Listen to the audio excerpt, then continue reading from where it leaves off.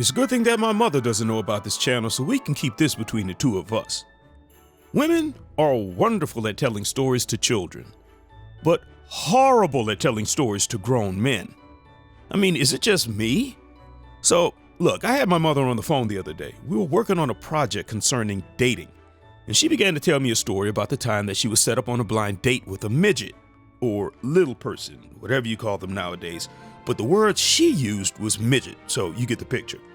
Well, see, he had called me, and he had a very nice, rather deep voice. You would think that a midget would be like, sound like he was sucking on helium. So she's telling me the story, and the amount of details that she was including was nerve-wracking, which was odd because she told wonderful stories when I was a kid. For the love of God! I remember when I was in the first grade, I was sick and I had to stay home from school, and the stories my mom would tell were so amusing. I mean, they still are today, so maybe it's me, maybe I'm impatient, but nowadays I'm like, will you please get straight to the point? Today, Junior? You want to hear what happened to me today? He'd be like, oh, not really. I always make my girlfriend tell me the end of any story she get ready to tell me first before I invest in the whole. She says that I don't listen to her when she's talking. I try to listen, I really do. When she talks, I just stare at her face. I'm like, come on, bring the story. Don't do this. Yeah, I remember. You don't remember, you just saying that so I can tell the story faster. But why don't you tell the story faster? And it's very true. If you interrupt her flow, she's less enthusiastic about continuing with the story. Never mind now. You won't let me tell the story the way I want to tell the story. So I won't finish because you won't let me tell it with Diane, my friend. So if you interrupt her, she'll say, you never let me talk. And if you don't interrupt her, she'll start the story at 11 in the morning, and by the time she gets to the point, it's 7 at night, 2 days later. So how do you deal with that? What I found out was, when a woman tells a story, it's almost like she's cooking or painting a picture. She needs to set the mood and put you in the mindset that she feels will get the best response from you when the punchline finally comes. She'll talk about things that no man on the face of earth would ever care about.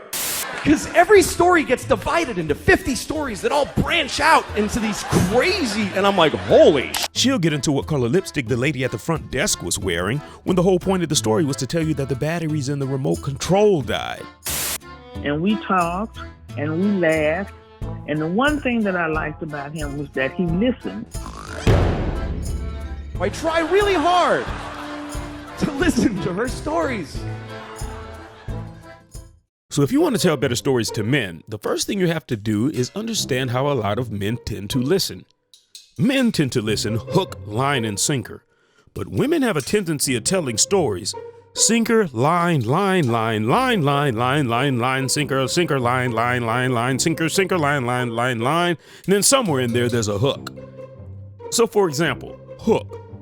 I ever tell you about the time Rudolph the Red-Nosed Reindeer burned down my house with a cigarette? Now that's an interesting story. You're telling what ultimately happened, and you're giving him the option to listen to the facts surrounding it. But women tend to want to keep all of that a surprise, boring you to death before she gets to the ultimate ending, that Rudolph did it with a cigarette. No, put that first, and then tell the story. Please, for the love of God, please! Other people don't even try. We go to parties, she starts talking, people just walk away like, F this, that lady's crazy. Who would waste time listening to that crap? Me!